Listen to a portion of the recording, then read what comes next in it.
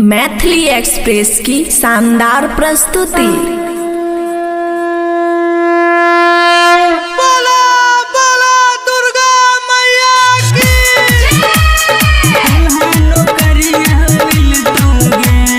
खुशी recording studio बलुआ।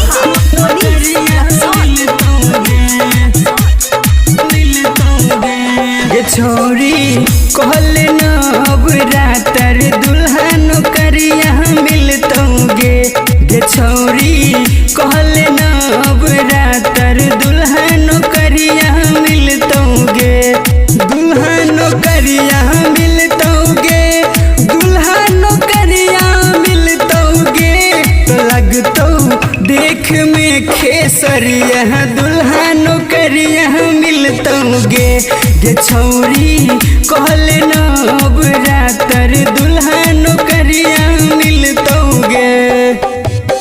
DJ Manish करिया मिलतोगे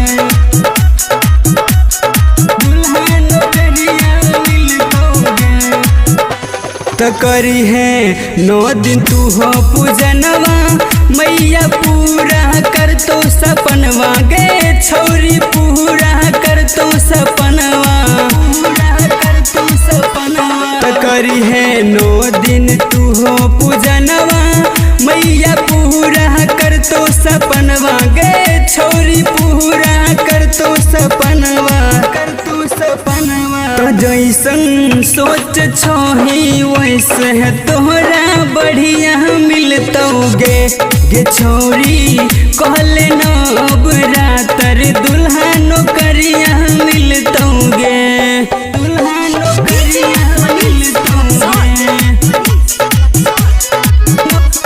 करिया मिलतोगे।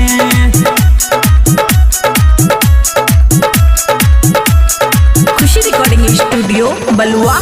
तभी पिन यादव के सुन ले बतिया तोरा अच्छा मिलतो संगतिया गे छोरी अच्छा मिलतो संगतिया तभी पिन यादव के सुन ले बतिया तोरा अच्छा मिलतो संगतिया गे छोरी अच्छा मिलतो संगतिया नहीं तो छोटू राज के जैसन दुल्हा छलिया मिलतोगे गे छोरी कहले नब रातर दुल्हन करिया मिलतोगे। खुशी रिकॉर्डिंग स्टूडियो बलुआ।